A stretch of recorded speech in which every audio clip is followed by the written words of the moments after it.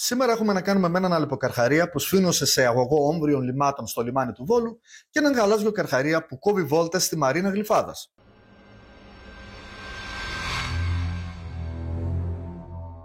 Πριν μας πιάσει πάλι ιστερία, όπως είπαμε ήδη και σε προηγούμενα βίντεο, είναι πολύ φυσιολογικό τέτοια εποχή του χρόνου, από τα τέλη Φεβρουαρίου βασικά, να βλέπουμε όλο και πιο συχνά βιντεάκια στο ίντερνετ που να δείχνουν καρχαρίες να κόβουν βόλτα στα ριχά σε παραλίες και λιμάνια της Ελλάδας. Η Ελλάδα άλλωστε είναι μια χώρα περιτριγυρισμένη από νερό και βάσει των καταγραφών τόσο των επιστημονικών ομάδων όσο και των δικών μας, στα νερά μας υπάρχουν σχεδόν 40 είδη καρχαριών. Η εποχή είναι κατάλληλη για να πλησιάζουν στα ριχά, μιας και δεν υπάρχει κόσμος στις παραλίες και έτσι δεν φοβούνται. Πλησιάζουν είτε γιατί έτυχε να κυνηγάνε κάποιο ψάρι μέχρι τα ριχά και μετά έχασαν τον προσανατολισμό τους, είτε για να γεννήσουν. Φυσικά ο κόσμος μπορεί να μην κολυμπάει τέτοια εποχή, αλλά είναι πολλοί αυτοί που κάνουν βόλτα στις παραλίες. Ο καθένας πλέον έχει ένα κινητό τηλέφωνο με κάμερα και μπορεί πολύ εύκολα να ανεβάσει κάποιο βίντεο στα social media. Ζούμε στην εποχή της πληροφορίας, άρα μη σας φαίνεται περίεργο το ότι υπάρχουν τόσα βιντεάκια με θεάσεις καρχαριών. Δεν αυξήθηκαν οι καρχαρίες. Ίσα-ίσα λιγοστεύουν. Πάμε στο θέμα μας τώρα. Εδώ μιλάμε για μια περίεργη θέαση καρχαρία. Συνέβη το πρωί της Κυριακής του Πάσχα και έλαβε χώρα στο λιμάνι της πόλης του Βόλου. Εκεί, όπως λέει το ρεπορτάζ, ένας αλεποκαρχαρίας εγκλωβίστηκε σε αγωγό όμβριων λιμάτων και το λιμενικό κλήθηκε να βοηθήσει στον απεγκλωβισμό του.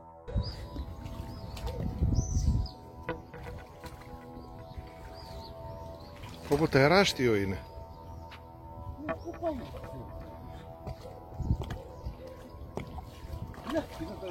Ναι.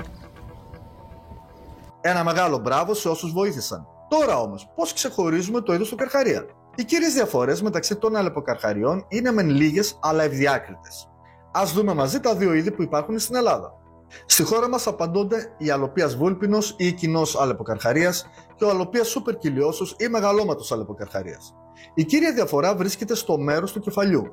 Στον μεγαλώματο αλεποκαρχαρία, μετά το κεφάλι και πίσω από τα μάτια, διακρίνουμε δύο μεγάλες αυλακώσεις που καταλήγουν στο σημείο που ξεκινάνε τα πλευρικά πτερίγια. Επίσης διακρίνουμε τα μεγάλα του μάτια, που από εκεί έχει πάρει και το όνομά του. Στον κοινό αλεποκαρχαρία δεν υπάρχουν αυτά τα χαρακτηριστικά.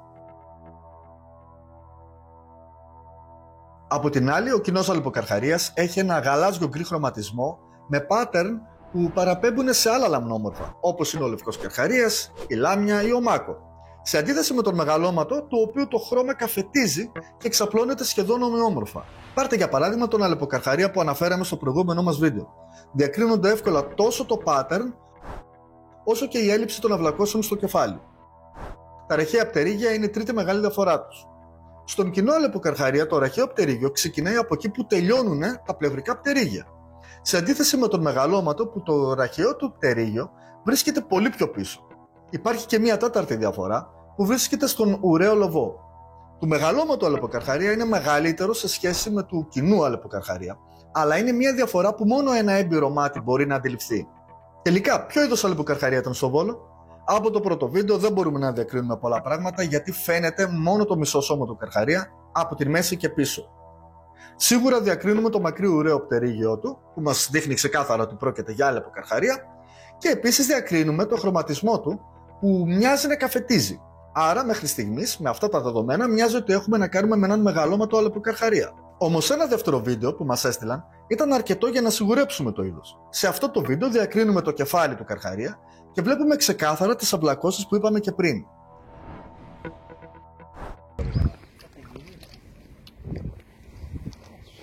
Κοίτα πόσο μεγάλη είναι η ουρά.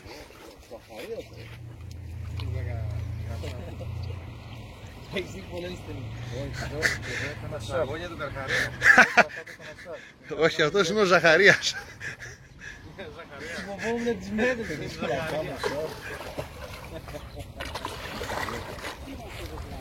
Δεν μαγκώνει. Να σε μυρίσει θέλει. Καρχαρία. Άμα δείτε εδώ, αλλά προσοχή, είναι τεράστιο. Εδώ από την ασφάλεια του πεζοδρομίου. Πού βρέθηκε το Καρχαρίας, Σήμερα έχει κλωβιστεί εδώ.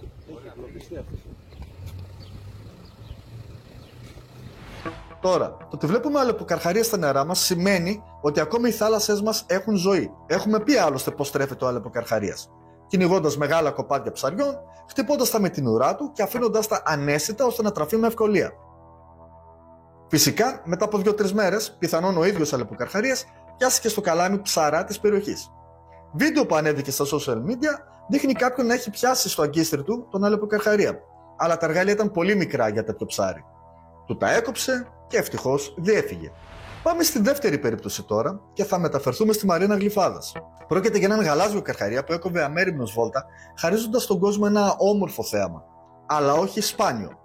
Μιας και δεν μαθαίνουμε στα σχολεία μας τίποτα για τους καρχαρίες, ενώ σε μια χώρα όπως η Ελλάδα θα ήταν από τα πρώτα πράγματα που θα έπρεπε να μαθαίνουμε, ο κόσμος πανικοβλήθηκε, μπερδεύτηκε και όπως πάντα άρχισε να μαλώνει στα μέσα κοινωνικής δικτύωσης. Άλλοι είπαν ότι είναι μάκο, άλλοι ότι είναι γαλέος, άλλοι ότι είναι σκουμπρί και πάει λέγοντας. Ευτυχώς για άλλη μια φορά είδαμε και σωστά σχόλια, που σημαίνει ότι ο κόσμος αρχίζει να ενημερώνεται πάνω στους καρχαρίες. Πάντως πρόκειται για έναν γαλάζιο καρχαρία. Όποιος εξακολουθεί να έχει αμφιβολίες μπορεί να δει το βίντεο μας με τίτλο «Πώς αναγνωρίζουμε έναν καρχαρία». Αυτό που πρέπει να τονίσουμε εδώ είναι ότι έχουμε να κάνουμε με θηλυκό γαλάζιο καρχαρία. Η απουσία claspers, τα claspers είναι τα δύο πέι που έχουν οι αρσενικοί καρχαρίες, πίσω από τα δευτεροθωρακικά πτερίγια, δηλώνει πως ο καρχαρίας που βλέπουμε είναι θηλυκός.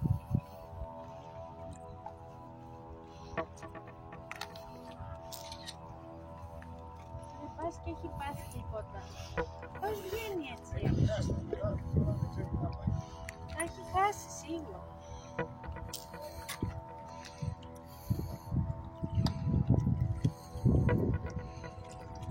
Τον καημένο. Παιδιά δεν θα μας πιστεύουνε. Πραγματικά.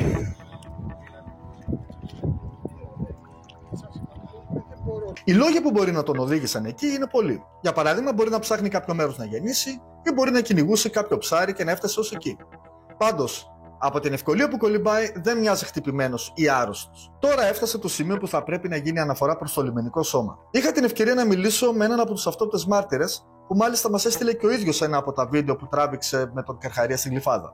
Ο ίδιος μου είπε ότι το λιμενικό ενημερώθηκε ότι ένας καρχαρίας, περίπου 2,5-3 μέτρων είναι ο συγκεκριμένος, έτσι, κολυμπάει δίπλα στη μαρίνα της Γλυφάδας. 200 μέτρα πιο κάτω υπάρχουν άνθρωποι στο νερό και η απάντηση ήταν «Δεν μπορούμε να κάνουμε κάτι». Στο βίντεο που θα δούμε παρακάτω, ακούμε τον κύριο που κάλεσε το λιμεναρχείο. Πήρατε μήπως λιμεναρχείο? Πήρα, ναι. Τι σας είπανε? Δεν μπορώ να κάνω, μου λέει κάτι. Έτσι σας Αν είπανε? δεν κινδυνεύει, λέει κανένας.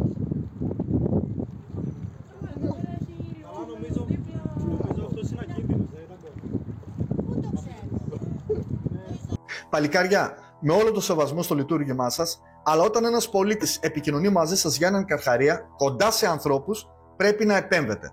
Ακόμα και αν πρόκειται για γαλάζιο ή για γαλαίο. Τι πάει να πει αν δεν κινδυνεύει κανένας? Πώς μπορείτε να είστε σίγουροι αν κινδυνεύει κάποιος? Δεν μπορείτε να περνάτε στον ντούκου μια ειδοποίηση για καρχαρία κοντά σε λουόμενους. Οι συνάδελφοί σας στο Βόλο έσπευσαν και κάνανε το καθήκον τους ανήμερα του Πάσχα. Και μπράβο τους. Τόσο για την άμεση επέμβαση, όσο και για το ότι διέσωσαν τον καρχαρία. Αν έχουμε ατύχημα από καρχαρία αύριο μεθαύριο, ενώ έχετε ήδη ειδοποιηθεί και δεν έχετε επέμβει, οι ευθύνες θα πέσουν πάνω σας. Από την πλευρά μας προσπαθούμε να ενημερώνουμε σωστά τον κόσμο για αυτά τα πλάσματα, ώστε να μην τρομοκρατούνται και να μην πανικοβάλλονται για να μην έχουμε και ατυχήματα. Σας παρακαλούμε πολύ, κάντε το ίδιο και πάρτε στα σοβαρά τέτοιες καταστάσεις. Αυτό ήταν το βίντεο. Αν σας άρεσε, κάντε ένα like, βοηθάει. Αν θέλετε να μαθαίνετε για τους καρχαρίες της Ελλάδας, κάντε subscribe και ενεργοποιήστε και το καμπανάκι για να σας έρχονται ειδοποιήσεις για κάθε νέο μας βίντεο. Πάμε γερά να φτάσουμε και τις 20.000 subscribers. Αφήστε αν θέλετε σχόλιο με ερωτήσεις και απορίες σας. Είμαστε εδώ για να απαντάμε. Στα social media θα μας βρείτε εδώ, τα λέμε στο επόμενο.